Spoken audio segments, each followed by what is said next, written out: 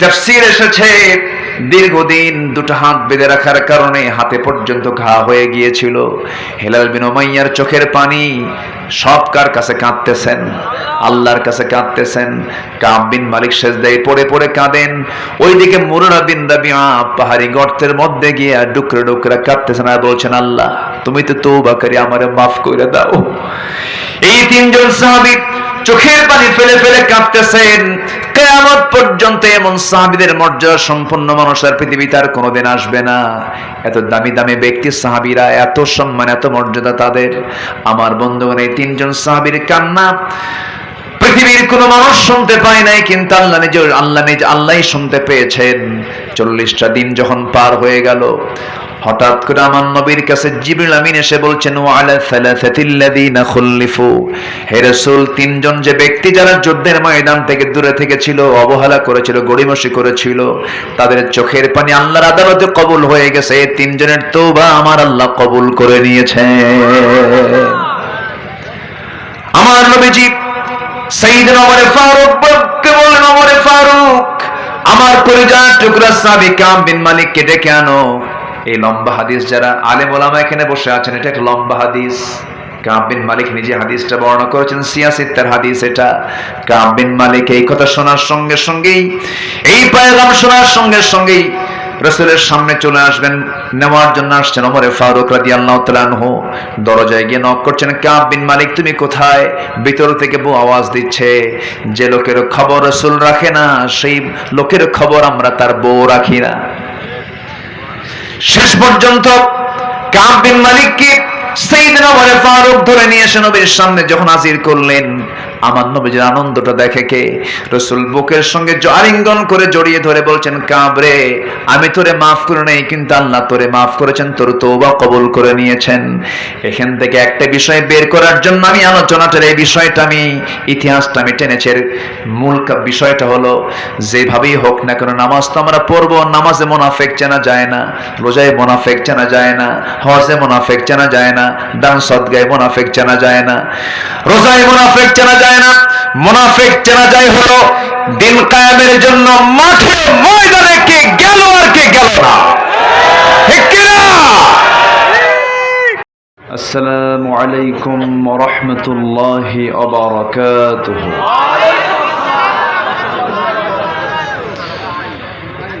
إن الحمد لله الأكرم الذي خلق الإنسان وكرم وعلمه من البيان ما لم يعلم،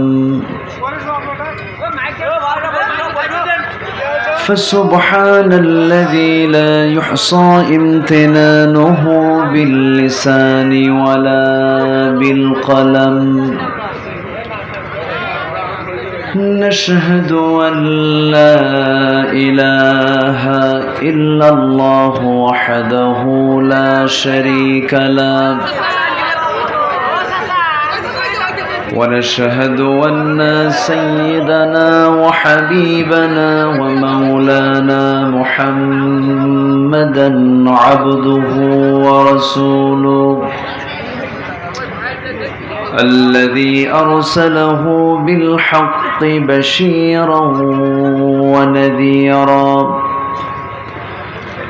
وداعيا إلى الله بإذنه وسراجا منيرا. فقد قال الله تعالى في كلامه المجيد وفرقانه الحميد: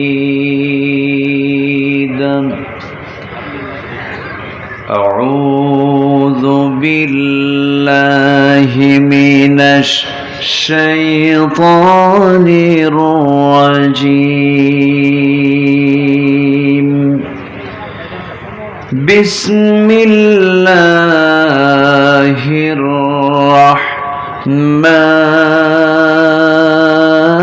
الرحمن الرحيم.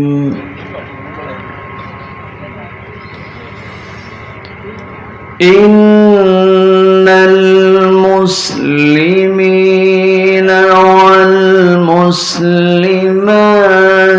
والمؤمنين والمؤمنات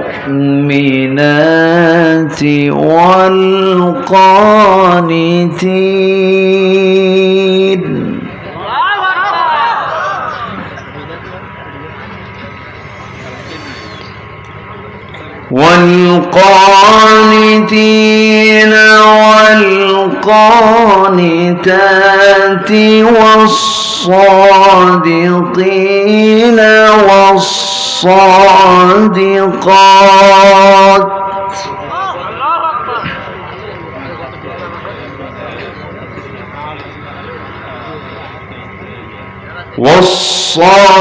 والصابرين والصابرات والخاشعين والخاشعات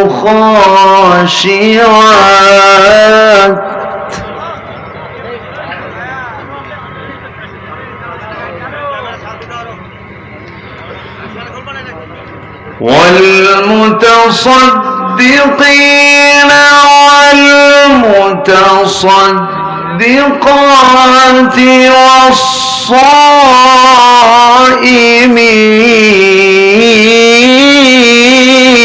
والصائمين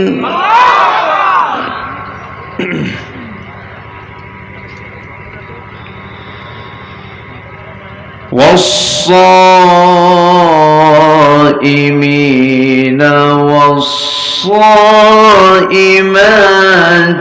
والحافظين فروجهم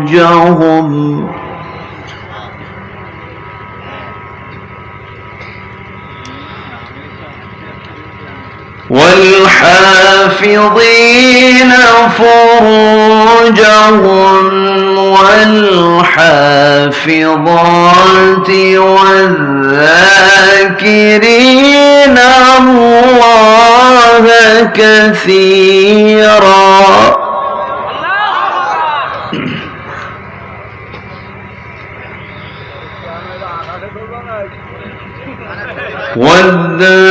والذاكرين الله كثيرا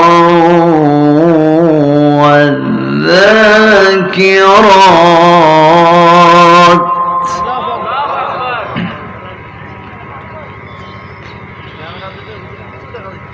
أعد الله لهم مغفرة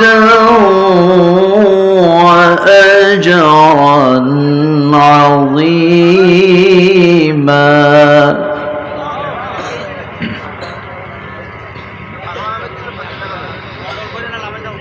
الله أكبر بسم الله الرحمن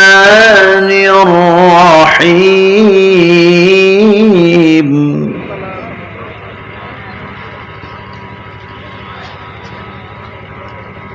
إن الله وملائكته يصلون على النبي يا أيها الذين آمنوا صلوا عليه وسلموا تسليما اللهم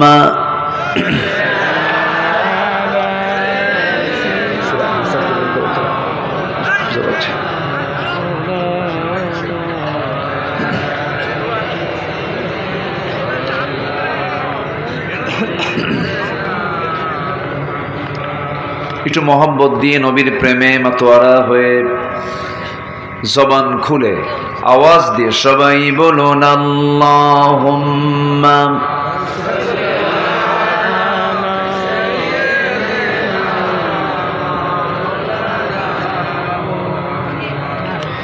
وعلى آل سيدنا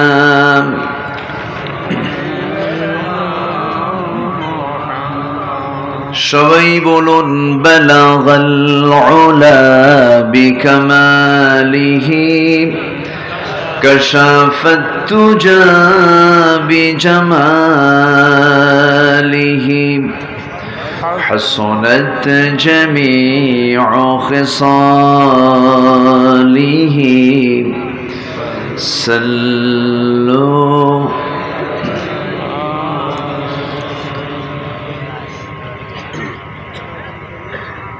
poster কোথায়?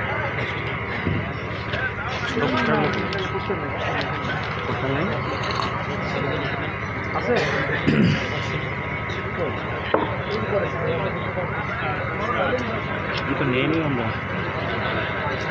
কি নাম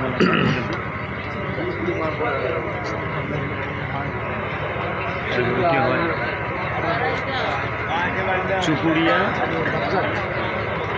চুপুরিয়া আলমে বরজাত মসজিদ মিশন। কোথায় একটা পোস্টার নাই মাহফিলে?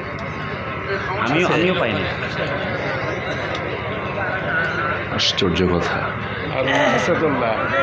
পোস্টার কোথায় মাস্টার?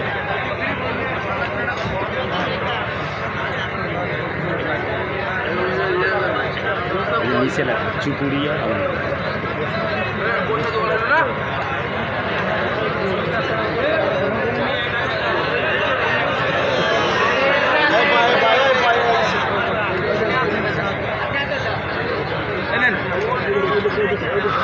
প্রাকৃতিক সৌন্দর্যের অপরূপ লীলাভূমি,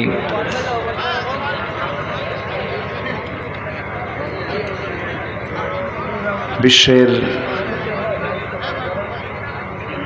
অপরূপ সৌন্দর্য সুন্দরবন লাগোয়া অঞ্চল, সাতক্ষীরার সদর উপজেলার চুপুরিয়া আলমে বারজাখ মিশন মসজিদ মাহফিল ইন্তেজামী কমিটি কর্তৃক আয়োজিত প্রথম বার্ষিক তাফসীরুল কোরআন মাহফিল 2024 আজকের এই মহৎ আয়োজনের সম্মানিত সুযোগ্য সভাপতি জনাব আলহাজ মতিউর রহমান, আজকের মাহফিলের সম্মানিত পরিচালক, দক্ষিণ চুপুরিয়া পশ্চিম পাড়া জামে মসজিদের সম্মানিত খতিব মাওলানা আসাদুল্লাহ, আজকের এই মহৎ আয়োজনের সম্মানিত বরেণ্য অতিথি, আমার অত্যন্ত কাছের, আমার স্নেহধন্য, আমার অনুজ, নন্দিত আলেম দ্বীন, বিশিষ্ট ইসলামী চিন্তাবিদ মুহতারাম মাওলানা আব্দুল কুদ্দুস সিদ্দিকী হাফিজাহুল্লাহ,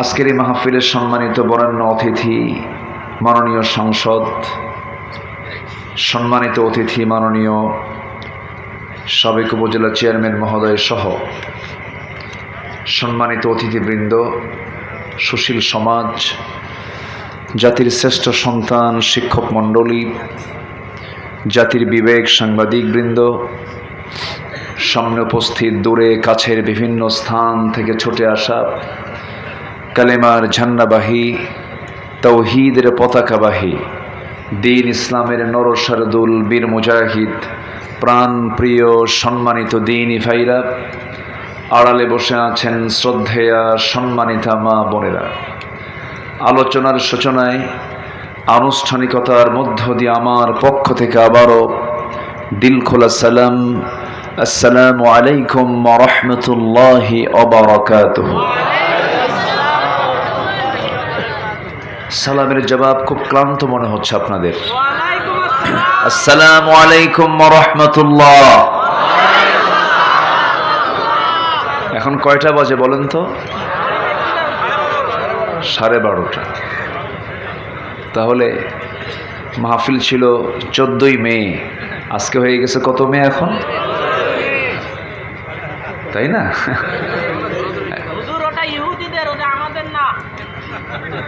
এই তো ফতুয়া দিতে দিতে তো আমাদের কাম সারা। জি, সম্মানিত ভাইয়েরা, রসুলকে বলা হলো আইয়ুল ইসলামি খাইর, ইসলামের সবচেয়ে শ্রেষ্ঠ কাজগুলো কি কি? আমার রসুল 3টা কাজের কথা বললেন। 1 নম্বর হচ্ছে আস-সালাতু আলা ওয়াক্তিহা, সময় মতো নামাজ। সময় মতো নামাজ, অসময় না সময়? ওয়াজও হওয়া উচিত কি বলেন তো? এটা কি সময়? আপনারাই বলেন। এখন চলে যাবার সময়, রাত 12টার পরে মেহমানকে উঠায় দেওয়া মানে কি জানেন? পাগলির সাথে ঘর সংসার করা। এগুলো কি বলবো আর।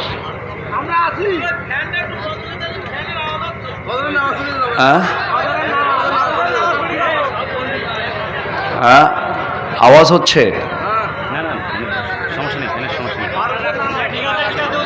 আচ্ছা, সম্মানিত ভাইয়েরা, আমাকে সময় দেবেন তো নাকি? ঘুমাবেন না? এলাকার লোক দিনে ঘুমায়। আল্লাহ তাআলা বলেছেন ওয়াজআলাল লাইলা লিবাসা, আমি রাতকে করেছি আবরণ করে, আড়াল করে দিয়েছি, আর দিনকে করেছি কাজের জন্য। এজন্য আমার আল্লাহ তাআলা সময়কে খুব দাম দিয়েছেন। একটা সূরার নাম আছে সময় নামে, বলেন তো সেই সূরার নামটা কি? সূরাতুল আসর। সূরাতুল আসর, সময়। পরীক্ষার হলে যেতে হয় অসময় না সময়? মসজিদে যেতে হয় সময় না অসময়? মাহফিলে চলতে হয় সময় না অসময়? সময়। যাই হোক, এতগুলো কথা আমার বলা লাগতো না। তো যেহেতু বসেছেন, আমিও আসছি, আমি প্রস্তুত আছি। আপনি যদি সময় দিতে চান আমি সময় দেব, কিন্তু আমি যেতে দেব না কিন্তু কাউকে। ও মুরব্বী মানুষ, আচ্ছা। যে দেখা যাক, আমরা বলছি আলহামদুলিল্লাহ, চিৎকার মেরে বলছি আল্লাহুম্মা, জোরে আল্লাহুম্মা ইন্নী আসআলুকা আল হুদা ওয়াত তুকা ওয়াল আফাফা ওয়াল গিনা। সবাই বলি আল্লাহুম্মা লাকা আসলামতু ওয়া বিকা আমানতু ওয়া আলাইকা তাওয়াক্কালতু ওয়া ইলাইকা আনাবতু ওয়া বিকা খাসামতু। সবাই বলি আল্লাহুম্মা আইন্নি আলা যিকরিকা ওয়া শুকরিকা ওয়া হুসনি ইবাদাতিকা। আমরা আল্লাহ তাআলার শুকর আদায় করে নিলাম। আমার আগে আমার অত্যন্ত কাছের, আমার স্নেহের, খুব সুন্দর কথা বলেছেন না? খুশি হয়েছেন তো? বলি আলহামদুলিল্লাহ। হয়তো আমি এত সুন্দর কিছু বলতে পারবো না, তবে কোরআন থেকে যারাই কথা বলবে সেটাই সুন্দর, ঠিক কিনা? বসেন বসেন, বসে যান, এইগুলোর কোনো সৌন্দর্য নাই। হ্যাঁ, তো কোরআন থেকে যারাই বলবে তাদের কথাই সুন্দর, হোক না সে যে কোনো ব্যক্তি। এই জন্য আমি যদি একটু আয়াত মাঝে মাঝে বলি, কষ্ট পাবেন না তো? কুড়িগ্রাম একটা মাহফিলে গেছে বহুদিন আগে, আজ থেকে প্রায় 18-19 বছর আগে। তা আয়াত বলি ঘন ঘন, এক মুরব্বী দাঁড়ায় বলে, হুজুর আপনি এত আরবি কন কেন, একটু বাংলা বলেন। আয়াত পছন্দ হয় না। আমার দেশে তো বিচিত্র মানুষ। তা আমি চেষ্টা করব কিছু কথা কোরআন থেকে বলার জন্য। আল্লাহ তাআলা বান্দাকে বলছেন, বান্দা তুমি এমন কিছু কাজ আমার কাছে করে আসো, আমার ওয়াদা, আমি তোমাকে ওয়াদা দিচ্ছি, আমি তোমাকে মাফ করে দেব। জোরে বলি সুবহানাল্লাহ। এবং ওয়া আজরান আযীমা, আমি তোমাকে মহা পুরস্কারে পুরস্কৃত করব। তাহলে ক্ষমা হলে পরে আবার পুরস্কারও কে দিবেন? আল্লাহ তাআলা। আসুন না সে কাজগুলো আমরা একটু শিখে নেই, ঠিক আছে? বিশ্রাম না, আপনি আসতেছেন ইনশাআল্লাহ। আচ্ছা, সম্মানিত ভাইয়েরা, সম্মানিত বন্ধুগণ, আসুন আমরা সোজা আলোচনার দিকে যাব। আমি খুব যে বেশি সময় নেব তা না, তবে মেহেরবানি করে কেউ যাওয়া যাবে না। আপনি গেলে আমার কলেজের একটা তার ছিঁড়ে যাবে। আমরা যেটাই হোক, আমরা শেষ ফিনিশিংটা কি দিয়ে যাব বলেন তো? দোয়াটা করে যাব। জোরে বলি ইনশাআল্লাহ। জি, সম্মানিত ভাইয়েরা, আমি এই ইউনিয়নে গতকালকে আমার একটা প্রোগ্রাম ছিল। মাননীয় চেয়ারম্যান মহোদয় তিনি দাওয়াত করেছিলেন। সেখানে আমি গতকালকে আলোচনা রেখেছি সূরাতুল বাকারা থেকে 277 এবং 278 এই দুটো আয়াতকে সামনে রেখে কিছু কথা আমি বলেছি। আজকে আমি সূরাতুল আহজাব থেকে আমি একটা মাত্র আয়াত আমি তেলাওয়াত করেছি। কয়টা আয়াত? একটা আয়াত। এই একটা আয়াত যদি কোনো মানুষ ফলো করে, একটা আয়াতে তাকে জান্নাতে নিয়ে চলে যাবে। জোরে বলি সুবহানাল্লাহ। এই আয়াতকে সামনে রেখে আমি আলোচনা শুরু করতে চাচ্ছি। ওয়ামা তাওফীকি ইল্লা বিল্লাহ আলাইহি তাওয়াক্কালতু ওয়া ইলাইহি উনীব।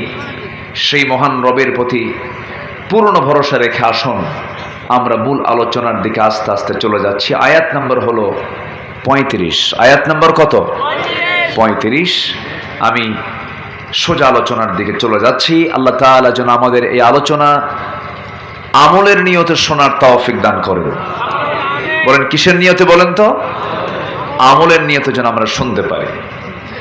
সম্মানিত ভাইয়েরা, আমরা যে সময় এখানে একত্রিত হয়েছি, গোটা পৃথিবীর কোথাও, গোটা পৃথিবীতে আজকে প্রায় 200 শতাধিক রাষ্ট্র, 200-এরও বেশি রাষ্ট্র আছে গোটা দুনিয়া জুড়ে। এবং পৃথিবীর জনসংখ্যা এখন 750 থেকে 800 কোটি। 750 থেকে 800 কোটি। এর মধ্যে প্রতি 4 জনে এখন একজন মুসলমান। প্রতি 4 জনে একজন মুসলমান। 200 কোটি মানুষের, 200 কোটি মুসলমানের দুনিয়া এখন। 56টি মুসলিম রাষ্ট্র। আগামী 50 বছর পর জরিপে দেখা যাচ্ছে বড় বড় রাষ্ট্র, যেরকম ধরুন রাশিয়ার মতো রাষ্ট্রের নেতৃত্ব মুসলমানরাই দেবে। দিন দিন মুসলমানদের সংখ্যা বেড়েই চলছে। সম্মানিত ভাইয়েরা, এবং বিশ্বের যদি 10টা ধনী তালিকার মধ্যে দেখা হয়, এর মধ্যে শীর্ষ ধনীর তালিকায় 1 নম্বর সহ প্রথম 3-4টা ধনী রাষ্ট্র মুসলিম রাষ্ট্রই, কাতার সহ। এত কিছু থাকার পরেও আজকে গোটা পৃথিবীতে মুসলমান কি আরামে আছে? বলেন তো, আরামে আছে? আমাদের প্রথম কেবলা কোনটা বলেন তো? বাইতুল আকসা। এই মসজিদটার নাম দিয়েছেন কে? একটু জোরে বলেন, কে দিয়েছেন নাম বলেন? আমার আপনার গ্রামের যে মসজিদগুলো, এগুলোর নাম তো আমরাই দিছি। আমরা দিছি না? চুপড়ি যায় মসজিদ না, আমরা নাম দিয়েছি। কিন্তু একটা মসজিদ প্রথম কেবলা, যে মসজিদটার নাম দিয়েছেন স্বয়ং আল্লাহ, সেই মসজিদকে আজকে আমাদের নিয়ন্ত্রণে ইহুদিরা আজকে অবরুদ্ধ করে রেখেছে। 200 কোটি মুসলমানের দুনিয়া, মুসলমানদের প্রথম কেবলা আজকে ইহুদিদের দ্বারা অবরুদ্ধ হয়ে আছে। আজকে পৃথিবীর বিভিন্ন কারাগারগুলোতে, শুধু দেশ নয়, কারাগারগুলোতে আলেম ওলামা দিয়ে ভরপুর হয়ে আছে। ভালো ভালো মানুষগুলো আজকে সমাজে আসামি হয়ে বসে আছে। চোর, বাটপার, ডাকাত আজকে সমাজের নেতৃত্বের আসনে বর্ষমাসীন হয়ে আছে। ঠিক কিনা? কেন? কি জন্য? এটার কারণটা কি? একটু কি বোঝা দরকার না আমাদের? বলেন তো, বোঝার দরকার আছে না নাই? আচ্ছা, ইমানদার যখন ইমান বেচে খাবে, ইমান বেচে খাওয়া লোক তো আমার দেশে নাই। আসতে কয় আছে না নাই? আজকে আমরা এমন সমাজে বসবাস করছি, ওই গল্পের মতো এক বেচারি বউ বাড়িতে বউকে এসে বলতেছে, বউ, রাষ্ট্র থেকে সংবাদ পাইলাম রাষ্ট্র ঘোষণা করেছে যার ঘরে 5টা সন্তান থাকবে রাষ্ট্র সেই পরিবারকে প্রত্যেক মাসে 30,000 টাকা করে দেবে। তো আমার তো 4টা সন্তান, তো তুমি রাগ করো না, আমার এক বান্ধবী আছে, গার্লফ্রেন্ড আছে, ওর কাছে আমার একটা আছে। কি কথা কি বুঝতেছে? তুমি যদি অনুমতি দাও তাহলে ওর একটু সাথে নিয়ে আসি। আচ্ছা যাও, মাসে 30,000 পাবে। তো গার্লফ্রেন্ডের কাছে থাকা অবৈধ সন্তানটা নিয়ে আসছে বাড়িতে, এসে দেখে 2টা নাই, 2 বাচ্চা নাই। তো বউকে বলতে, কি আবার আমার 2 বাচ্চা গেল কই? খবর কি শুধু তোমার কাছে আছে? এই 2 বাচ্চা যার, সে 2 বাচ্চা নিয়ে চলে গেছে।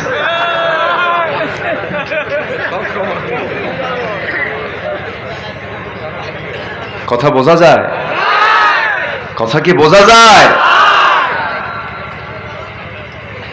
মুসলমানদের দশা আজকে এই হওয়ার কারণেই আজকে মুসলমানদের চরিত্র এমন হওয়ার কারণে আজকে এই দশায় রূপ নিয়েছে।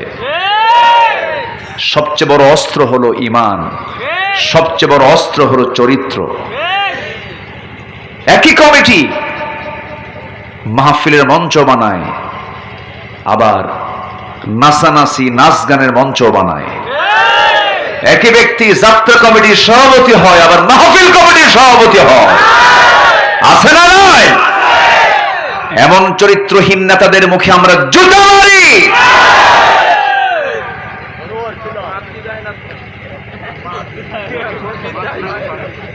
কষ্ট পাচ্ছেন নাকি? হ্যাঁ, মাহফিলে ঠিক আছে, আমাকে সময় দিচ্ছেন তো নাকি ইনশাআল্লাহ? তাহলে আমাদের সংখ্যা বাড়ানো দরকার না ঈমান মজবুত করা দরকার? আমাদের সম্পদ বাড়ানো দরকার না চরিত্র সুন্দর করা দরকার? সম্পদ তো আছেই মুসলমানদের, মুসলমানরা ফার্স্ট ধনী, সংখ্যায় 200 কোটি, বাইতুল আকসা আমাদের হাতে নাই। ঠিক আছে না? অনেক কথা আছে, একটু কানটা খাড়া করে কথাগুলো শুনবেন।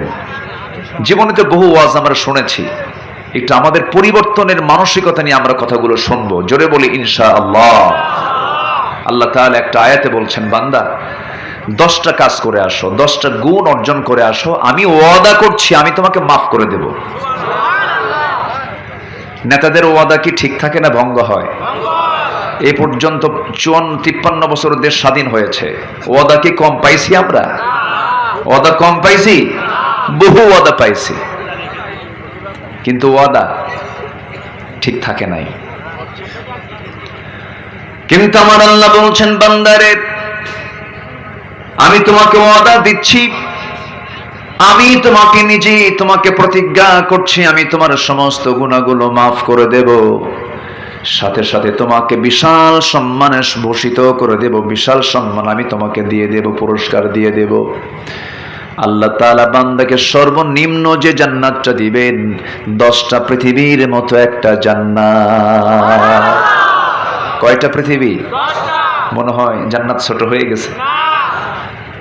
সামান্য এই 60-70 বছরের সামান্য কিছু সম্পত্তির জন্য আমরা এই ঈমানকে বেচে ফেলে দেই।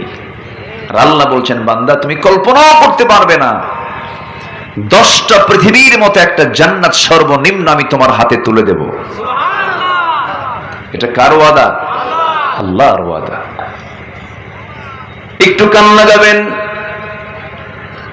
10টা পৃথিবী ছোটখাটো কোনো কথা নাই, ছোটখাটো কোনো অফার নয়। এখানে যারা বসে আছেন, ছোট্টবেলায় এরকম করে আমি আব্বার সঙ্গে মাঝে মাঝে ওয়াজ শুনতে যেতাম, সামনে জায়গায় বসতাম, আব্বার সঙ্গে একসঙ্গে ওয়াজ শুনতাম।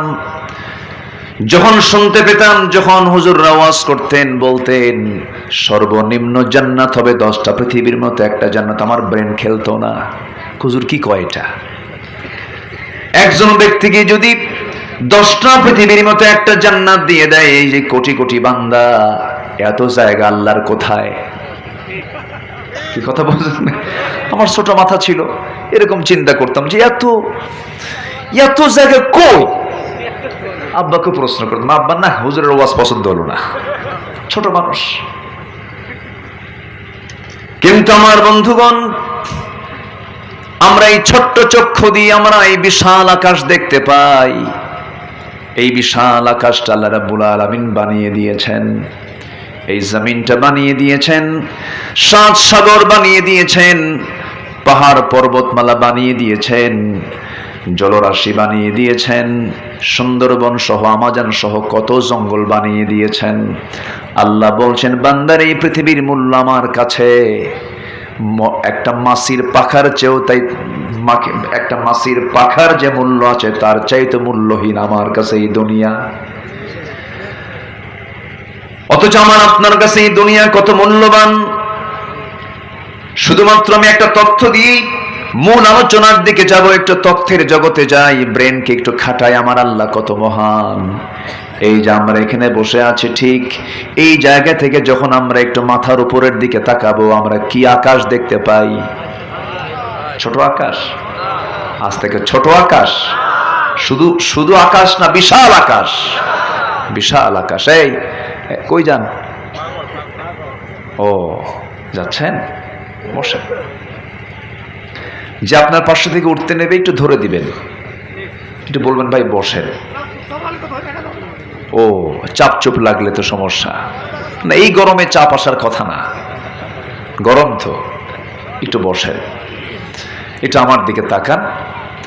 এই আকাশ কি ছোট না বড়? শুধু বড় না, অনেক বড়, অনেক বড়। কেউ কি যেতে পেরেছে আকাশে? কে বলছে না? কেউ কি আকাশে যেতে পেরেছে? একজন, একজন এই দুনিয়াতে থেকে একজন গিয়েছেন। তিনি কে বলেন? মুহাম্মদুর রাসূলুল্লাহ, মুহাম্মদুর রাসূলুল্লাহ। সেটা কি দুনিয়ার কোনো বিমান, দুনিয়ার কোনো হেলিকপ্টার, দুনিয়ার কোনো নভোযান? কার ফ্লাইট? আসতে বলবেন না, কার ফ্লাইট? আল্লাহর ফ্লাইট। আমার বন্ধুগণ, এই যে বিশাল আকাশ আমরা দেখতে পাচ্ছি, বিশাল আকাশের নিচে আমরা দিনের বেলা একটা সূর্য দেখতে পাই, রাতের বেলা আমরা কিছু তারকা দেখতে পাই। কিছু তারকা না, অসংখ্য তারকা, অসংখ্য তারকা। 800 কোটি মানুষ মিলে যদি কোটি কোটি বছরও যদি গুনতে যায়, আকাশের তারাগুলো গুনে গুনে শেষ করতে পারবে না। এত তারা আল্লাহ রাব্বুল আলামিন আকাশে রেখে দিয়েছেন। একটা সূর্যকে দিয়ে গোটা পৃথিবী আলোকিত করেছেন। ছোট্ট পৃথিবী সূর্যের তুলনায় এই সূর্যের চাইতে, এই পৃথিবীর চাইতে সূর্যটা 13 লক্ষ গুণ বড়। এই 13 লক্ষ গুণ বড় সূর্যটাই পৃথিবীকে আলো আলো দিয়ে যাচ্ছে কোটি কোটি বছর ধরে। সূর্য কিন্তু ডুবে যায় না। এখন আমরা এই জায়গায় রাত অবলোকন করছি। ঠিক আপনি আমেরিকার একজন বন্ধুকে ওয়াশিংটন ডিসিতে বসবাস করে, সে জায়গায় একজন বন্ধুকে ফোন দিবেন, সে বলবে এখন দিনের বেলা 1টা বাজে ওই জায়গায়। ঠিক 24 ঘন্টা ডিফারেন্স। আমেরিকা এখন দিনের বেলা, এখন এই জায়গায় এখন রাতের বেলা। এখন বলুন তো, সূর্য ডুবে না সূর্য ডুবে? কি সূর্য ডুবে? সূর্যটা আড়াল হয় আমার কাছে, কিন্তু আরেক জায়গায় আলো হয়ে যায়। বাংলাদেশে এখন আড়াল, আমেরিকাতে এখন আলো, এই জায়গায় অন্ধকার। সূর্য মূলত ডুবে যায় না। এই সূর্যটা এত বড়, এই পৃথিবীকে আলোকিত করার জন্য 13 লক্ষ গুণ বড় সূর্য বানিয়ে দিয়েছেন। ওই সূর্যের চাইতে আবার ব্যাটেল জুইস নামে একটা তারকা আছে, যে তারকা এই সূর্যের চাইতে 1 গুণ নয়, 2 গুণ নয়, 33 কোটি গুণ বড়। কত কোটি গুণ বলেন তো? 33 কোটি গুণ বড় হলো একটা তারকা।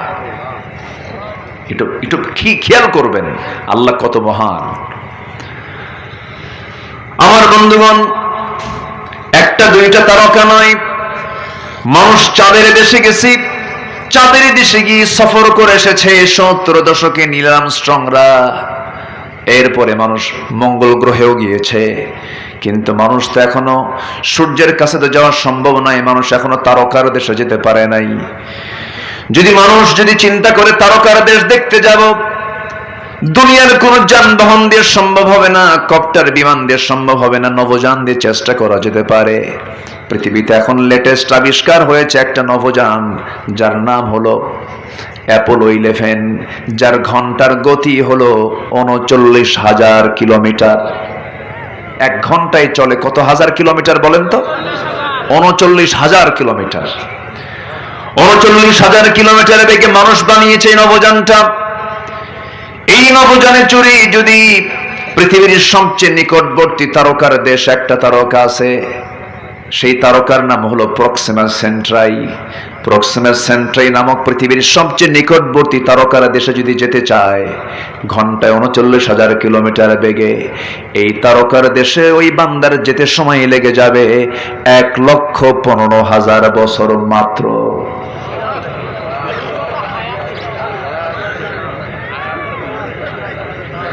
যাবেন কারা কারা কন?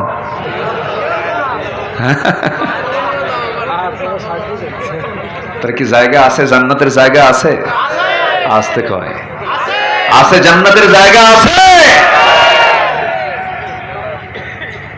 একটু চিন্তা করলে চোখে পানি চলে আসে।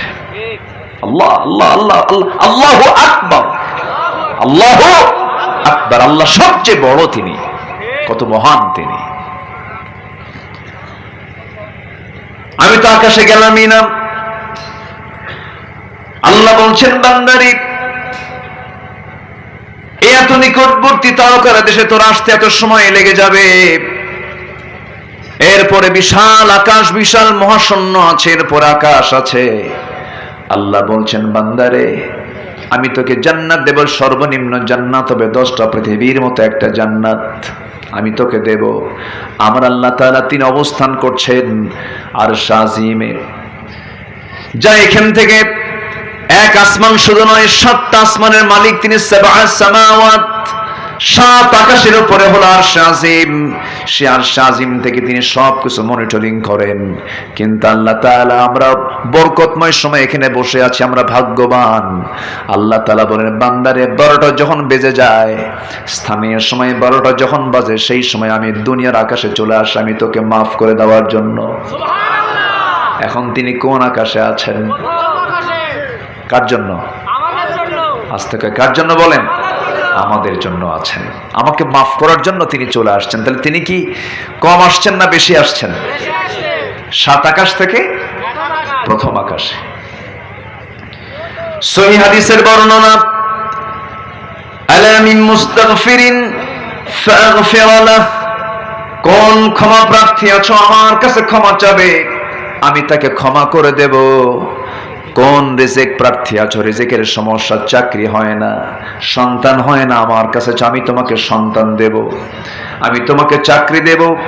কিন্তু দুঃখে বুকটা ফেটে যায় এমন বহু বান্দা আছে, আল্লাহর কাছে না চায়া বাচ্চা চায়, দরবারে যায়া, আছে না, মাজারে চলে যায়। এগুলো আছে কিনা এলাকায় জানি না, কম, একটু কম আছে। কেউ আমাকে দেবে না, আমাকে দেবেন কে বলেন? আসতে বলবেন, আমাকে দেবেন কে? দেওয়ার মালিক কে? যিনি সূর্যের মালিক তিনি আমাকে দিবেন, যিনি চন্দ্রের মালিক তিনি আমাকে দিবেন, যিনি গোটা প্রাণী জগতের মালিক তিনি আমাকে দিবেন। পৃথিবীর কেউ আমাকে দিতে পারে না। আমার বন্ধুগণ, সেই জন্য আল্লাহ রাব্বুল আলামিন যে পরামর্শগুলো দিয়েছেন সেই পরামর্শ আমার আপনার কাজে লাগবে। আল্লাহ বলছেন 10টা গুণ অর্জন করে আসো, 10টা কাজ করে আসো, কমপ্লিট করে আসো, আমি তোমাকে ক্ষমা করে দেব, আমি তোমাকে জান্নাত দিয়ে দেব, মহা পুরস্কারে পুরস্কৃত করব। এর মধ্যে 1 নম্বর হলো, ইন্নাল মুসলিমিনা ওয়াল মুসলিমাতি ওয়াল মুমিনিনা ওয়াল মুমিনাত ওয়াল কানিতিনা ওয়াল কানিতাতি ওয়াস সাদিকিনা ওয়াস সাদিকাত والصابرين والصابرات والخاشعين والخاشعات والمتصدقين والمتصدقات والصائمين والصائمات والحافظين فروجهم والحافظات والذاكرين الله كثيرا والذاكرات أعد الله لهم مغفرة وأجرا عظيما জোরে বলুন আল্লাহু আকবার। মা বোনরা কি মাহফিল আছে? আচ্ছা, মানুষ তো চলে যাচ্ছে। হ্যাঁ, কি বলবো, বলার কিছু নেই। না না, আপনি চুপ থাকেন, একটু বসেন, আপনারা একটু মেহেরবানি করে বসেন। সম্মানিত ভাইয়েরা, সম্মানিত বন্ধুগণ, 10টা গুণ আমরা শিখে যাব আজকে, জোরে বলি ইনশাআল্লাহ। 1 নাম্বার হলো যে মুসলমান এবং যে মুসলমান নারী, মুসলমান না পুরুষ এবং মুসলমান নারী, আল্লাহ তাআলা নারীকে বাদ দিয়েছেন কি? বাদ দেননি। আল্লাহ কি মেয়েদের জান্নাত মনে একটু ছোট দিবেন নাকি? মেয়েদের জান্নাত কি ছোট হবে? না, পুরুষেরও যে জান্নাত, নারীদেরও সেই জান্নাত। তো আসেন দোয়া করে দিই নাকি? দোয়া করে দেব তো? এই কি ব্যাপার, ঘটনা কি? বসেন।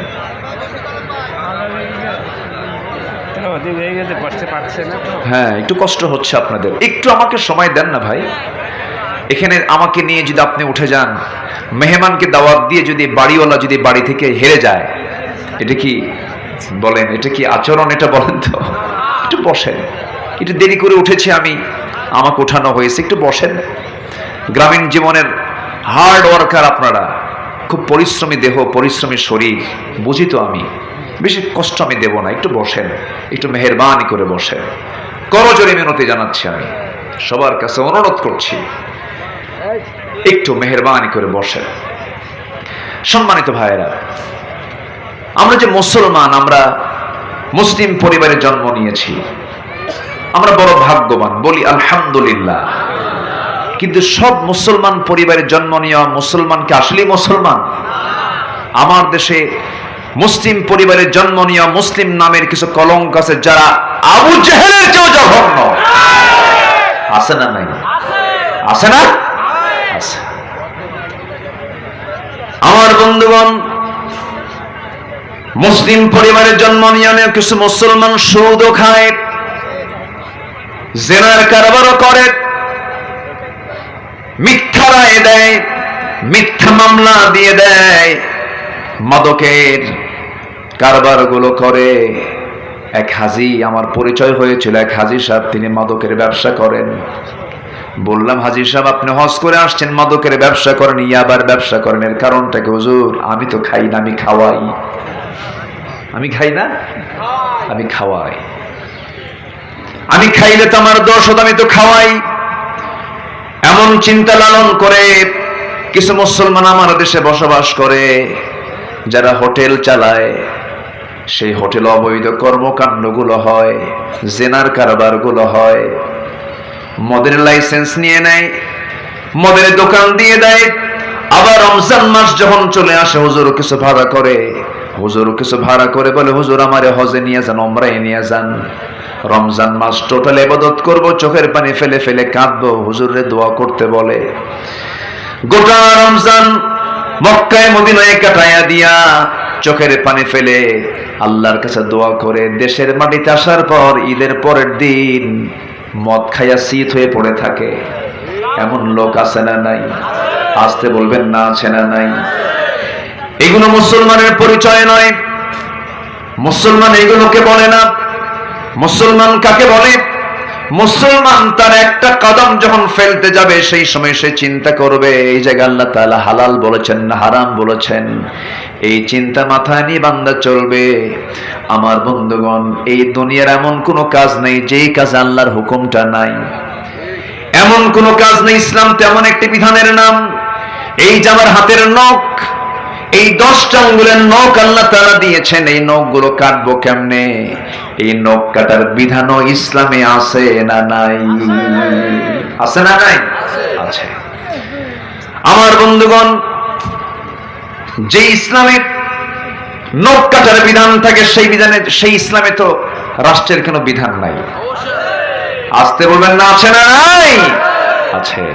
ব্যক্তিগত জীবনে ইসলাম মানবেন, ব্যক্তিগত জীবনে আপনি দিন মানবেন, সমাজ জীবনে রাষ্ট্র জীবনে আপনি ইসলাম মানবেন না, আপনি ইমানদার হতে পারেন না, আপনি ভণ্ড, আপনি প্রতারক। রসুলকে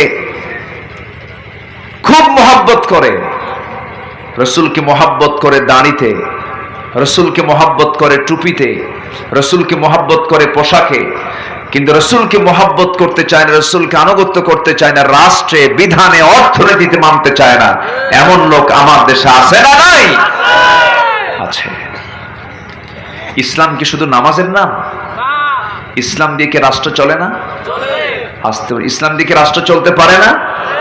ইসলাম দিয়ে রাষ্ট্র চলুক এমন ধরনের লোক আমার দেশে আছে না নাই? আচ্ছা, আবার ইসলাম দিয়ে রাষ্ট্র চলবে না, এটার বিরোধিতা করে এমন মুসলমান আমার দেশে আছে না নাই? আছে।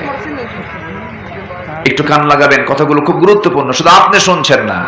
এই প্রযুক্তির কল্যাণে, এই মিডিয়ার কল্যাণে কোটি কোটি মানুষের কাছে এই কথাগুলো চলে যাচ্ছে। একটু মনোযোগ দিয়ে কথাগুলো শুনবেন। তাহলে ইসলাম মানতে গেলে, ইসলামকে আমরা মানবো আমরা এক জায়গায় না সব জায়গায়?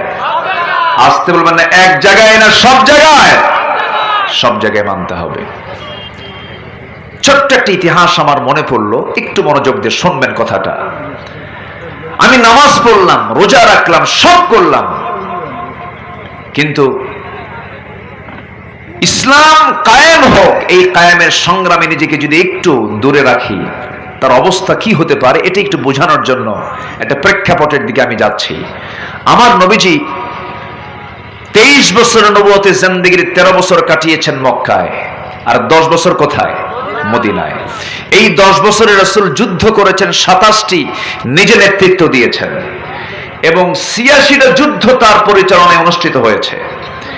এর মধ্যে বড় একটা অভিযান, সেটা হলো তাবুক অভিযান। কি অভিযান বলেন তো?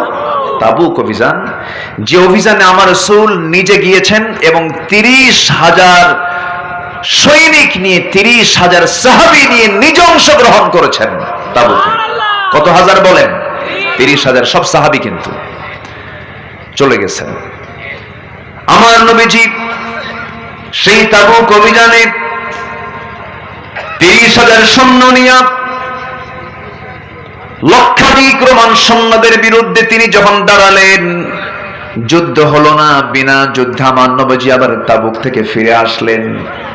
তাবুক থেকে যখন মদিনার পানে চলে আসলেন, মদিনায় আসার সঙ্গে সঙ্গেই আমার নবীজি মদিনার মসজিদে বসে গেছেন। একজন সাহাবী, কাব বিন মালিক তার নাম, কাব বিন মালিক রাদিয়াল্লাহু তাআলা আনহু নবীর সামনে হাঁটু গেড়ে বসে গেলেন।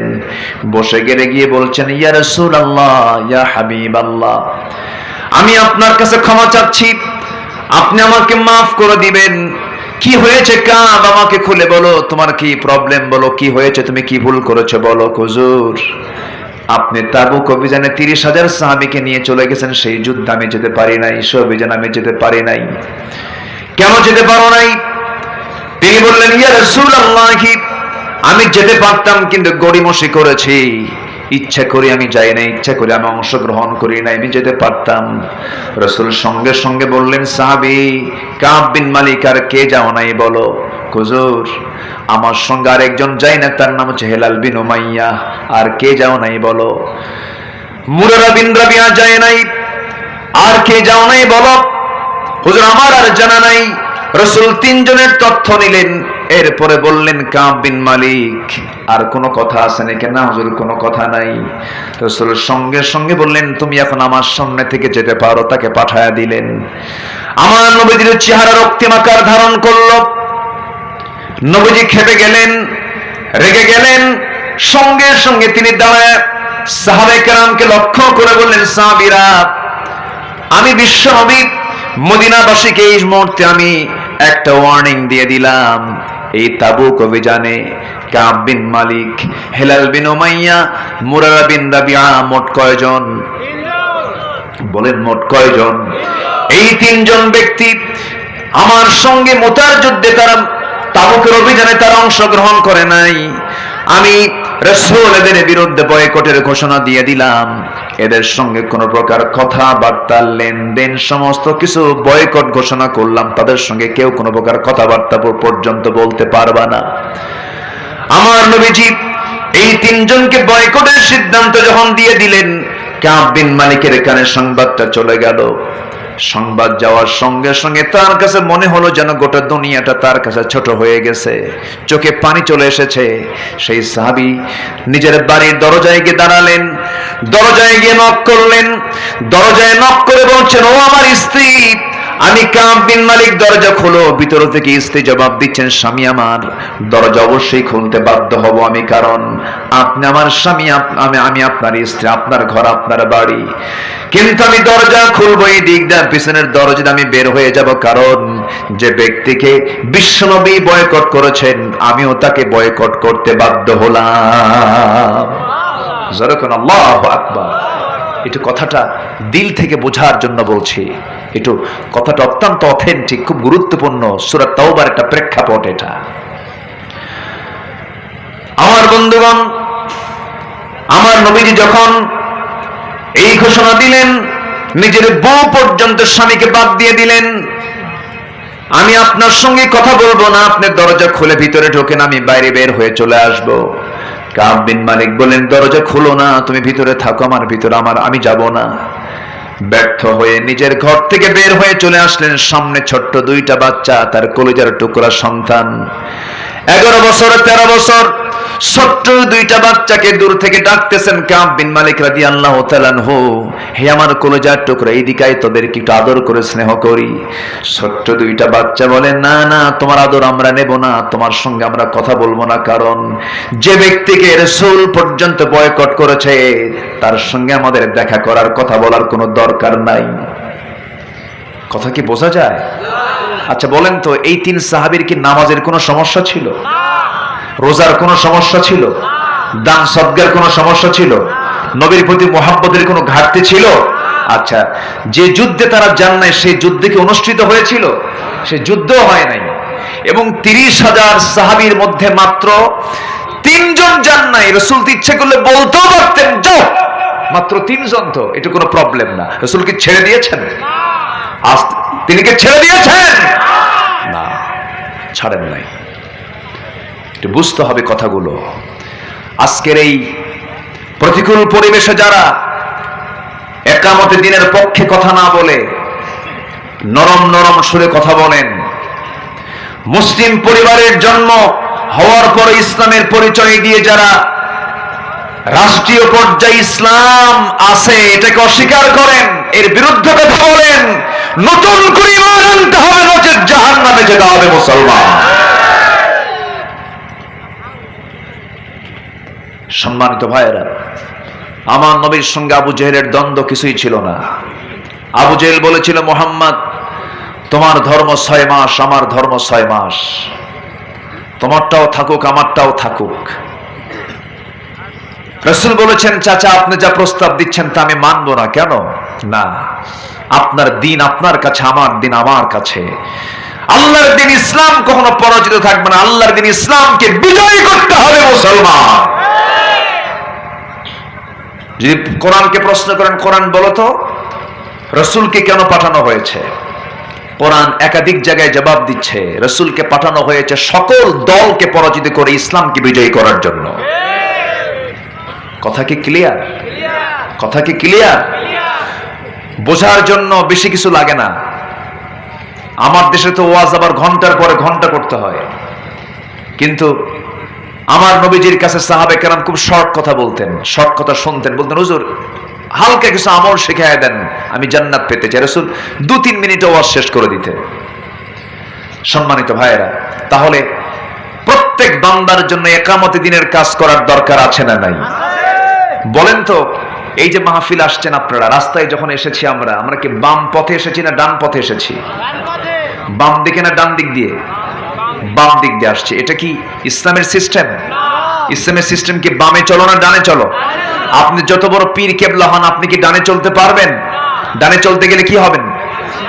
মামলা খাবেন, মামলা মামলা। তাহলে আল্লাহর পথে চলতে গেলে এই দেশে কি খেতে হয়? মামলা খেতে হয়। রাস্তায় চলতে নেই। আল্লাহ বলছেন ডানে চলো, সরকার বলছে বামে চলো। আল্লাহ বলছেন যাকাত দাও, সরকার কয় সুদ খাও। ঠিক কিনা? আমার দেশে সুদ ভিত্তিক অর্থনীতি আছে না নাই? আচ্ছা, আমাদেরকে বলা হয় মাদক নিয়ে কথা বলেন। মদ খাওয়া কি? আস্তে কয় মদ খাওয়া কি? আমার দেশে মদের ফ্যাক্টরি আছে না নাই? তার লাইসেন্স আছে না নাই? লাইসেন্স দিল কি? আমাদের আবার বলে হুজুর মদের বিরুদ্ধে ওয়াজ করে। আমার কথা কি বুঝতেছেন? সম্মানিত ভাইয়েরা, বিড়াল পড়েছে কূপের ভিতরে, মরে গেছে বিড়াল। কূপের পানি নাপাক হয়ে গেল। এখন এই কূপের পানিটাকে পরিষ্কার করার জন্য আগে পানি তুলতে হবে না মরা বিড়াল তুলতে হবে? মরা বিড়াল তুলতে হবে। মদের ফ্যাক্টরি রেখে মদের লাইসেন্স রেখে মদ কখনো বন্ধ করা যাবে না। মদ বন্ধ করার জন্য আইন করে বন্ধ করেছেন মুহাম্মদ সাল্লাল্লাহু আলাইহি ওয়াসাল্লাম। ভাইরে, এখন কথা কিন্তু আমরা শুধু শ্রোতাকে লক্ষ্য করে বলি না, এখন কথা বলি গোটা দুনিয়াবাসীকে সামনে রেখে। প্রযুক্তি তো কথাগুলো সব দুনিয়াবাসীর কাছে চলে যাচ্ছে। একটু কান লাগান। আজকে আমি কেন যেন আমার কাছে মনে হচ্ছে আল্লাহ তাআলা আমার মুখ থেকে যেন সেই হক কথাগুলো বের করে দেন, যেটা এই জাতির জন্য দরকার। আল্লাহ কবুল করেন, জোরে বলে আমিন। এখন ওই তিন সাহাবীর এখন কি দশা হলো শুনবেন না আপনারা? আগ্রহ আছে তো আপনাদের সবার? ওই তিন সাহাবীর কি নামাজের কোনো প্রবলেম ছিল? মুখের দাড়ির কোনো ঘাটতি ছিল? হ্যাঁ, নফল রোজার কোনো ঘাটতি ছিল? সবই তো ছিল, কিন্তু রাসূল তাদের বিরুদ্ধে কি করলেন? কি করলেন? সালাম দিলে উত্তর পর্যন্ত নয়। উত্তর নিবি না কোন সাহাবী। এই তিনজন কেন যুদ্ধে গেল না? কেন জিহাদে অংশগ্রহণ করলো না? কেন অলসতা করলো? আমার বন্ধুগণ, আল্লাহ তাআলা বলছেন 10টা গুণ অর্জন করে আসো। নাম্বার 1 হলো মুসলমান পুরুষ, মুসলমান নারী। নাম্বার 2 হলো মুমিন পুরুষ, মুমিন নারী। নাম্বার 3 হলো অনুগত পুরুষ, অনুগত নারী। নাম্বার 4 হলো সত্যবাদী পুরুষ, সত্যবাদী নারী। নাম্বার 5 হলো ধৈর্যশীল পুরুষ, ধৈর্যশীল নারী। নাম্বার 6 হলো আল খাশিঈন, বিনীত পুরুষ, বিনীত নারী। নাম্বার 7 হলো আল মুতাসাদ্দিকিন ওয়াল মুতাসাদ্দিকাত, দানশীল পুরুষ এবং দানশীলা নারী। নাম্বার 8 হলো ওয়াস-সাইমিনা ওয়াস-সাইমাত, এবং রোজাদার পুরুষ এবং রোজাদার নারী, রোজাদারিনী নারী।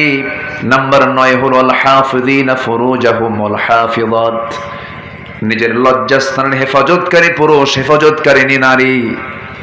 নাম্বার 10 হলো আল্লাহর জিকির করনেওয়ালা পুরুষ এবং জিকির করনেওয়ালি নারী।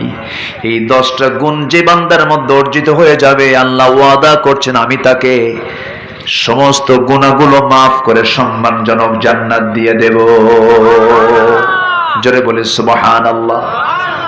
এখন যারা মোটামুটি বসে আছেন, এই শ্রোতাগুলো আর নড়বে না, বলি আলহামদুলিল্লাহ। একটু বসেন, আমাকে সময় দিচ্ছেন তো আর কিছুক্ষণ? আচ্ছা, আমার বন্ধুগণ, আমার ভাইরা, মুসলিম হতে হলে, ইমানদার হতে হলে মুসলমানদের জীবনে কত ঘাত প্রতিঘাত আসবে, কত ত্যাগ স্বীকার করতে হবে, কত ত্যাগ স্বীকার সাহাবায়ে কেরাম করেছেন, আম্বিয়ে কেরাম করেছেন। আপনি যে নবীর ইতিহাস ঘাঁটতে যাবেন, সে নবী আক্রান্ত হয়েছেন রাষ্ট্রযন্ত্র কর্তৃক। যে সাহাবীর আপনি ইতিহাস ঘাঁটতে যাবেন, তারা আক্রান্ত হয়েছেন রাষ্ট্রযন্ত্র কর্তৃক। আজকের দুনিয়াতেও যারা হক কথা বলে, তাদের বাড়িতে থাকা হয় না, তাদেরকে থাকতে হয় জেলখানায়। আসতে বলবেন না, জোরে বলেন ঠিক কিনা? জেলখানায় থাকতে থাকতে জীবনটাও চলে গেল। হাসতে হাসতে দুনিয়া থেকে বিদায় নিলেন। তিনি তো বেঁচে গেলেন, আমাদেরকে কাঁদিয়ে কাঁদিয়ে এই ভুবন ছেড়ে চলে গেছেন। কিন্তু তিনি যে আন্দোলন, তিনি যে শিক্ষা জাতিকে রেখে দিয়েছেন, সেই শিক্ষা আমাদের গ্রহণ করার দরকার আছে না নাই? আমার বন্ধুগণ, ইমানটাকে টিকে রাখতে গেলে বাতিলের সঙ্গে কখনো আপোষ চলবে না। কে না জানেন, একজন ইমামের সেই নামটা কে না জানেন? সবচাইতে বড় ইমাম ছিলেন আবু হানিফা রাহমাতুল্লাহ আলাইহি। তার মৃত্যুটা হয়েছে বাড়িতে না জেলখানায়? আসতে বলুন না, বাড়িতে না জেলখানায়? জেলখানায়। তার যুগে বহু হাজার হাজার আলেম ছিল, কারো তেমন ভাগ্য হয় নাই। আবু হানিফার এমন জীবনটা কেন হলো? 8টা বছর তিনি জেল খাটলেন। কয় বছর বলেন? 8টা বছর জেল খাটলেন। বাদশাহ মনসুর নামের একজন জালিম, মুসলিম নামের কলঙ্ক, জালিম শাসক তাকে গ্রেফতার করে ফেললো। তাকে বলে ফেললো, আবু হানিফা, আমি মনসুর, আমি যা বলবো তুমি তার রায় দিবা, আমি তোমাকে চিফ জাস্টিস বানাবো, প্রধান বিচারপতি বানাবো। প্রধান বিচারপতির অফার দেওয়া হলো। আবু হানিফা রাহমাতুল্লাহ আলাইহি বললেন, প্রধান বিচারপতির চেয়ার আমার নেওয়ার কোনো প্রয়োজন নাই, কারণ তোমার মতো জালিমের অনুগত হয়ে এমন শাসকের চেয়ারে, আমার এমন বিচারকের চেয়ার আমি বসতে চাই না। জোর করে ধরে নিয়ে গেল, জেলখানার মধ্যে আটকিয়ে রাখা হলো। মারতে মারতে পিঠের চামড়া তুলে ফেলা হলো। শেষ পর্যন্ত নিজের তার কলিজার টুকরা বৃদ্ধা মাকে পর্যন্ত ধরে আনলো, মার চোখের সামনে পিঠ মোড়া দিয়া তার 2 হাত 2 পা বেঁধে তাকে বেত্রাঘাত করা হচ্ছে। মা এই দৃশ্য দেখে তার চোখে পানি চলে আসছে। আবু হানিফা মনে মনে চিন্তা করে, হারে মার যত কত না কষ্ট হচ্ছে, তার পেটে আমি 10টা মাস থেকেছি, মার তো কষ্ট হচ্ছে, কি করব আমি? এমন সময় মার মুখ থেকে আওয়াজ বের হলো, কলিজার টুকরা সন্তান, তুই কি চিন্তা করিস জানি না, তুই আমার ব্যাপারে তুই কি চিন্তা করতেছিস তাও জানি না, তবে একটা কথা জেনে রাখবি, আমার কলিজার টুকরা সন্তান, আমার চোখের পানি ফেলা দেখে, আমার চোখের পানি দেখে তুই ভয় পাবি না। এই চোখের পানি কিন্তু তোর প্রতি জুলুম হচ্ছে এই জন্য নয়। আমার চোখে পানি আসার কারণ হলো তোর প্রতি যে অমানবিক নির্যাতন, জুলুম, অত্যাচার গুলো চলছে, না জানি তোর প্রতি এমন অত্যাচারের কারণে তুই না জানি বা জালিম বাদশার অনুগামী হয়ে যাস কিনা, তার কথা মেনে নিস কিনা। কিন্তু আমার মন চায় এরকম অত্যাচার করতে করতে, তোর প্রতি নির্যাতন চালাতে চালাতে শেষ পর্যন্ত তুই সব কিছু সহ্য করে দুনিয়া থেকে বিদায় নিবি, শহীদ হয়ে যাবি। কিয়ামতের দিন আমি তোর মা আল্লাহর আদালতে আখিরাতে শহীদের মা হওয়ার গৌরব অর্জন করে আমি আল্লাহর সামনে দাঁড়াতে পারবো। আবু হানিফা রাহমাতুল্লাহ আলাইহি খুব খুশি হয়ে গেলেন। মাকে বললেন, মা, আমি তোমার মুখ থেকে এমন জাতীয় কথাই তো শুনতে চেয়েছিলাম, তুমি আমার জন্য দোয়া করো, আল্লাহ যেন আমাকে শহীদ মওতটা দান করে দেন। শেষ পর্যন্ত বিষ প্রয়োগ করে দুনিয়া থেকে তাকে বিদায় করে দেওয়া হলো। এরকম করে যত বড় বড় জগৎধন্য যারা বড় বড় আলেম ছিলেন, বড় বড় পয়গম্বর ছিলেন, জাকারিয়া আলাইহিস সালাতু ওয়াস সালামকে করাত দিয়ে চিরে 2 টুকরা করে শহীদ করে দেওয়া হয়েছে। ইয়াহইয়া আলাইহিস সালাতু ওয়াস সালামকে জবাই করে নবীর মাথা রানীর সামনে উপহার পর্যন্ত দেওয়া হয়েছে। এরপরে মুসাব ইবনে উমাইর রাদিয়াল্লাহু তাআলা আনহু এরকম করে সুমাইয়ার দিকে তাকান, ইয়াসার পরিবারের দিকে তাকান। এত কষ্ট তারা করেছেন, হাসতে হাসতে দুনিয়া থেকে বিদায় নিয়েছেন, বাতিল শক্তির কাছে মাথা নত করেন নাই। খোবাবের কথা কে না জানেন? ইসলাম গ্রহণ করে মদিনায় চলে গেছেন। মদিনায় যাওয়ার পর মদিনার উপকণ্ঠ থেকে মক্কার কুরাইশরা তাকে ধরে আনলো, মক্কার জেলখানায় আটকিয়ে রাখলো। মক্কার জেলখানায় আটকিয়ে রেখে বলা হলো, খোবায়েব, ইসলাম ছেড়ে দাও, ইসলাম ছেড়ে দাও। খোবায়েব বললেন, ইসলাম গ্রহণ করেছে ছেড়ে দেওয়ার জন্য নয়, আল্লাহর জমিনে দিন কায়েমের সংগ্রাম করতে গিয়ে হাসতে হাসতে জীবন দিব, কিন্তু বাতিল শক্তির কাছে মাথা নত করব না। খোবায়েবকে ধরা হলো। খোবায়েবকে ধরে জেলখানার মধ্যে আটকিয়ে রেখে খাবার বন্ধ করে দেওয়া হলো। খাবার বন্ধ করলে হবে কি? খাবার দেন কে? আসতে বলবেন না, খাবার দেন কে? আল্লাহ তো বান্দাকে খাবার দেন। খাবার বন্ধ করে দিলে হবে কি? 4টা মাস 5টা মাস খাবার বন্ধ করে দিয়েছে যে আল্লাহ মারিয়ামকে জান্নাতের খাবার দুনিয়াতে খাওয়া দিয়েছেন, সে আল্লাহ খোবাবের জন্য জান্নাতের খাবার তার জেলখানায় পাঠায় দিলেন। 4 মাস 5 মাস হয়ে যায়, খোবাবের চেহারা আরো সুন্দর হয়ে যায়। শেষ পর্যন্ত কুরাইশরা দেখলো, খোবাবকে যদি দুনিয়াতে বেঁচে রাখি, এই খোবাবের চিত্র দেখে বহু কুরাইশ, আমাদের বহু লোকজন দিন গ্রহণ করে ফেলবে। শেষ পর্যন্ত সিদ্ধান্ত নিল, খোবাব তুমি কি করবে বলে, ইসলাম ছাড়বে কিনা, দিন ছাড়বে কিনা? খোবাব বললেন, হাসতে হাসতে জীবন দিয়ে দেব, কিন্তু ইসলাম ছাড়তে পারবো না। শেষ পর্যন্ত চূড়ান্ত পাকাপোক্ত হলো, তাকে শুলে চড়ায় দুনিয়া থেকে বিদায় করবে। বলা হলো, খোবাব তোমার অন্তিম ইচ্ছাটা কি বলো? সঙ্গে সঙ্গে খোদায় বলেন আমার অন্তিম ইচ্ছা দুনিয়ার কারোর সঙ্গে সাক্ষাৎ করা নয়, আমার অন্তিম ইচ্ছা হলো তোমরা যদি আমাকে দয়া করে যদি ওযুর পানি দিয়ে দাও, ওযু বানায় নেব, নামাজে দাঁড়ায় আমি আল্লাহর সঙ্গে একটু কথা বলবো। ওযুর পানি দেওয়া হলো, ওযু বানায় নিলেন, নামাজে দাঁড়ায় গেলেন। প্রথম রাকাত আস্তে আস্তে পড়লেন, দ্বিতীয় রাকাতটা একটু তাড়াহুড়ো করেই পড়লেন, কারণ তিনি মনে মনে চিন্তা করলেন হয়তো কাফেররা আমার নামাজ লম্বার কারণে মনে করতে পারে খোদায় বুঝি মৃত্যুর ভয়ে নামাজটা লম্বা করছে। নামাজটা তিনি তাড়াতাড়ি করে দ্বিতীয় রাকাত শেষ করলেন। নামাজ শেষ করেই হাত দুইটা উঁচু করে আল্লাহর দরবারে লক্ষ্য করে বলছেন, আয় আল্লাহ তাআলা, আরশের মালিক আল্লাহ, আজকে 4টা মাস ধরে আমাকে জেলখানায় আটকে রেখেছে, আমি জানি না কি হবে, তবে তুমি আল্লাহ আমার নাকের মধ্যে জান্নাতের গন্ধ রেখে দিয়েছো, আমি জান্নাতের ঘ্রাণ পাচ্ছি। আমি আজকে 4টা মাস আমার প্রাণের চেয়েও প্রিয় আমার কলিজার টুকরা রাসূলকে দেখতে পাই না। আমি যদি দুনিয়া থেকে বিদায় হয়ে যাই, আমার বিদায়ী সালামটা তুমি আল্লাহ আমার নবীর দরবারে পৌঁছায়া দিও। এই কথা বললেন, পরিবারের মায়া ত্যাগ করলেন, কারোর সঙ্গে সাক্ষাৎ করলেন না, ওযু বানালেন, নামাজ শেষ করলেন, চক্ষু খুলেই দৌড় মারলেন তিনি সেই ফাঁসি কাস্টের দিকে, শুলে চরণের সেই মাঠের দিকে তিনি দৌড় মারলেন। পিছন দিকে সবাই বলে, তুমি কি পাগল হয়ে গেছো নাকি, মানুষকে মরার জন্য দৌড়ায় নাকি? খোদায় বলছেন, ও কুরাইশরা, আমি তো মরার জন্য দৌড়াই না, আল্লাহ আমার জন্য 8টা জান্নাতের দরজা খুলে রেখেছেন, আমি তার দিকে দৌড়াই। জোরে কোন সুবহানাল্লাহ। দৌড়ায় দৌড়ায় চলে গেলেন। কুরাইশরা তার হাত বেঁধে ফেললো, পা দুটো বেঁধে ফেললো, এমন সময় বলে ফেললো, খোবায়েব এখনো সময় আছে, তুমি কি করবে বলো। খোবায়েব বলছেন, তোমরা আমাকে কি করবে জানি না, আমি জান্নাতের ঘ্রাণ আমার নাকের মধ্যে পাচ্ছি। এমন সময় একজন হেয় প্রতিপন্ন করে রাসূলকে নিয়ে একটা কটু কথা বলে ফেললো, বলল, খোবায়েব তোমার এই জায়গায় যদি তোমাকে শুলে না চড়ায়, মোহাম্মদকে যদি এই জায়গায় শুলে চড়াতে পারতাম কতই না ভালো হতো। মুখের মধ্যে কয়েক মিনিট ধরে মেলাগুলো থুতু জমা করে সেই জমাকৃত থুতুটা ওই ব্যক্তির মুখ বরাবর মেরে দিয়ে বলছে, আল্লাহর কসম করে বলি, আমার চোখের সামনে আমার নবীর একটা পশমের ক্ষতি করবে, আমি সহ্য করতে পারবো না। আল্লাহু আকবার বলেন। ঈমান আছে না নাই? ঈমান আছে না নাই? আমার দেশে এই বিগত কয়েক বছরে একাধিক নয়, কয়েক ডজন খানেক নাস্তিক রাসূলকে নিয়ে বাজে কথা বলেছে, ইসলামকে নিয়ে কটু কথা বলেছে। তসলিমা নাসরিনের কিছু উত্তরসূরি আমার দেশে আছে না নাই? বাজে কথা বলেছে, বাজে উক্তি করেছে, আজ পর্যন্ত একটারও কোনো শাস্তি হয়নি। আজকে যদি খোবায়েবের মতো যদি আমরা প্রত্যেকের অবস্থান থেকে যদি সত্য অবস্থানে যেতাম, কোন নাস্তিকের বাচ্চা বুক উঁচু করে আমার জমিনে কথা বলতে পারতো না। ওই সমস্ত নাস্তিকের বাচ্চাদেরকে উচিত ছিল প্রকাশ্যে দিবালোকে ধরে ফাঁসির মঞ্চে ঝুলে মেরে রক্ত মাংস হাড় হাড্ডিকে কুত্তা বিড়ালের জন্য বরাদ্দ করা দরকার ছিল।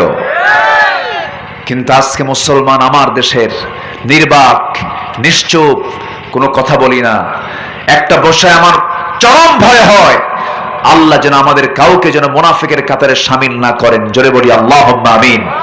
আমাদের কাজ করার দরকার আছে না নাই? আমাদের ইমানের মেহনত করার দরকার আছে না নাই? আচ্ছা, শেখ খোবায়েব রাদিয়াল্লাহু তাআলা আনহু যখন এই কথা বলে ফেলেছেন, এক কাফের এসে তার ডান হাতে এক তরবারি আঘাত করেছে, ডান হাতটা ছিটকে পড়ে গেল। খোবায়েব মুস্কি মুস্কি হাসি মারলেন, বাম হাতে আঘাত করল, চিৎকার মেরে মেরে হাসি দিচ্ছেন, আওয়াজ দিয়ে দিয়ে হাসতেছেন। সবাই বলে, খোবায়েব তুমি কি পাগল হয়েছো নাকি, তোমার একটা করে অঙ্গহানি হয় আর তুমি মুস্কি মুস্কি হাসি মারো। খোবায়েব বলছেন, তোমার আমার একটা করে অঙ্গহানি করে দাও, আর আল্লাহ তাআলা আমার জান্নাতের হুরগুলো একটা একটা করে আমাকে দেখায় দেখায় দেন। শেষ পর্যন্ত একজন কাফির এসে নেজা তরবারি দিয়া বুক বরাবর যখন আঘাত আনলো, বুক দিয়ে ঢুকে পিঠ দিয়ে বের হয়ে গেল। খোবায়েব দুনিয়া থেকে বিদায় নিয়ে নিলেন, গোটা দুনিয়াবাসীকে বুঝাইয়া দিলেন, ও দুনিয়ার মুসলমান, ইমানটাকে টিকে রাখতে গিয়ে হাসতে হাসতে এমনই করে দুনিয়া থেকে বিদায় হতে হয়। ওইদিকে আমার নবীজি মদিনার মসজিদে সাহাবায়ে কেরাম কিনা আলোচনা করছিলেন, সেই জায়গায় তিনি হঠাৎ করে আলোচনা বন্ধ করে তিনি মসজিদে নববীতে দাঁড়ায় গেলেন, হাত উঁচু করে বলছেন, সালামুন আলাইকা ইয়া খুবাইব, সালামুন আলাইকা ইয়া খুবাইব, হে খুবাইব তোমাকে সালাম, হে খুবাইব তোমাকে সালাম। সঙ্গে সঙ্গে সাহাবীরা বলছেন, ইয়া রাসূলুল্লাহ, আমাদের সেই হেরে যাওয়া ভাই খুবাইবকে আমরা কয় মাস যাবত দেখি না, খুবাইবকে আপনি সালাম দিচ্ছেন কেন, কি হয়েছে? রাসূল বলেন, সাহাবীরা রে, আমার খুবাইব এখন দুনিয়াতে আর নাই, আমি আমার নবুয়তি চোখে দেখতে পেতেছি, আমার খুবাইব জান্নাতের পাখি হয়ে জান্নাতের মধ্যে উড়ে বেড়াতেছে। আমার বন্ধুগণ, এই দুনিয়া ছেড়ে আমিও চলে যাব, আপনিও চলে যাবেন, কেউ তো বাঁচার জন্য আসি নাই। এই জন্য দুনিয়া থেকে যেহেতু বিদায় হতেই হবে, এমন কিছু গুণ আমরা অর্জন করব। মিথ্যা সাক্ষী দেব না, সত্যবাদীদের সঙ্গে থাকব, মিথ্যা দল করব না, সত্যের দল করব। দল করতে হবে কার দল? আসতে বলবেন না, কার দল? দল করতে হবে আল্লাহর। নেতা মানতে হবে একজন ব্যক্তিকে, তিনি হচ্ছেন মুহাম্মদ সাল্লাল্লাহু আলাইহি ওয়াসাল্লামকে। আমার বন্ধুগণ, সংবিধান কোনটাই মানা যাবে না কি ছাড়া? আসতে বলবেন না, কি ছাড়া? রব কাউকে মানা যাবে না, কে ছাড়া? আমার রবকে। আসতে বলবেন, আমার রবকে। আমার নেতা মুহাম্মদ সাল্লাল্লাহু আলাইহি ওয়াসাল্লাম। আমার দলের নাম কি? আরো জোরে, আরো জোরে। আমার সংবিধানের নাম কি? কোরআন। তাহলে আল্লাহ আমার রব, রাসূল হচ্ছেন আমার নেতা, ইসলাম হচ্ছে আমার দলের নাম, কোরআন হচ্ছে আমার আইন, আমার সংবিধানের নাম। এই চার কথার ভিতরে যে ব্যক্তি এসে নখ ঢুকাবে, এই চার কথার মধ্যে যে এসে আঙ্গুল ঢুকাবে, যে কথা বললে আমরা তাদের জিহ্বা টেনে ছিঁড়ব, রাজি আছেন কারা কারা? হাত উঁচু করে দেখান মুসলমান।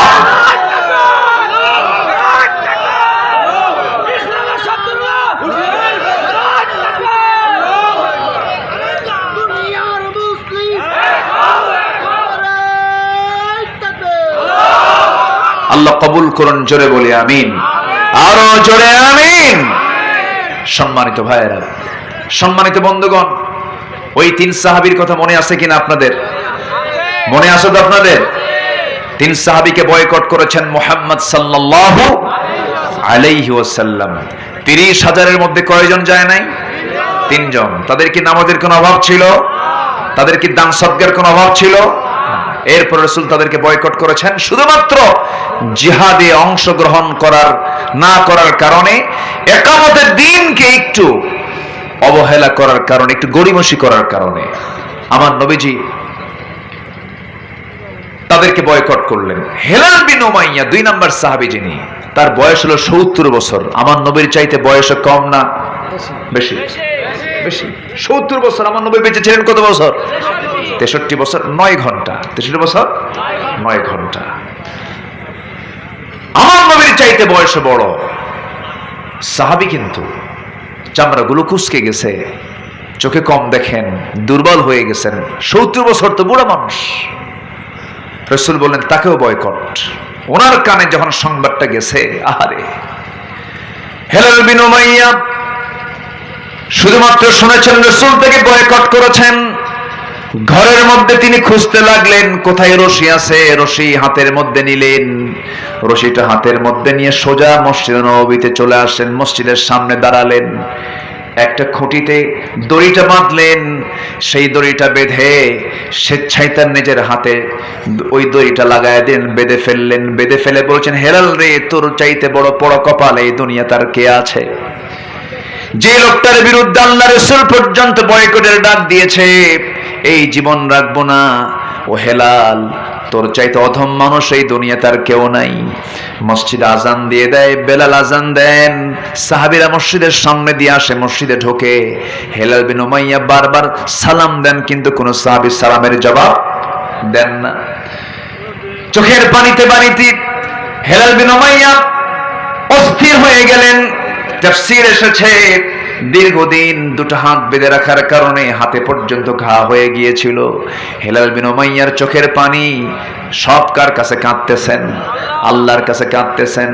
কাব বিন মালিক সেজদায় পড়ে পড়ে কাঁদেন। ওইদিকে মুররা বিন রাবিআ পাহাড়ি গর্তের মধ্যে গিয়ে ডুকরে ডুকরে কাঁদতেছেন আর বলছেন, আল্লাহ তুমি তো তওবা করে আমারে মাফ করে দাও।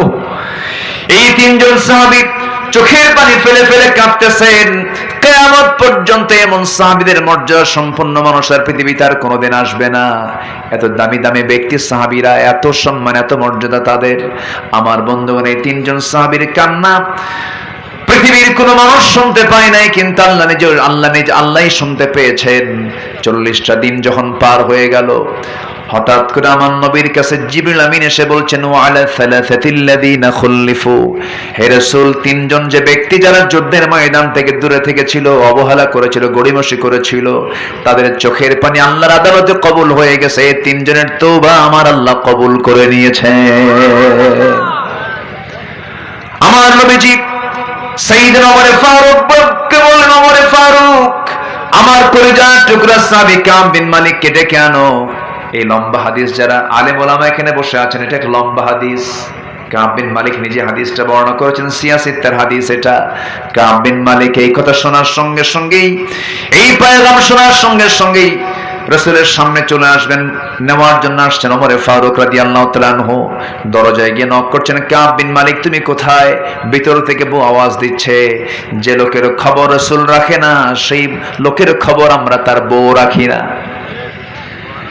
শেষ পর্যন্ত কাব বিন মালিককে সাইয়েদনা ওমর ফারুক ধরে নিয়ে এসে নবীর সামনে যখন হাজির করলেন, আমার নবীর আনন্দটা দেখে কে রাসূল বুকের সঙ্গে আলিঙ্গন করে জড়িয়ে ধরে বলছেন, কাব রে, আমি তোরে মাফ করে নাই, কিন্তু আল্লাহ তোরে মাফ করেছেন, তোর তওবা কবুল করে নিয়েছেন।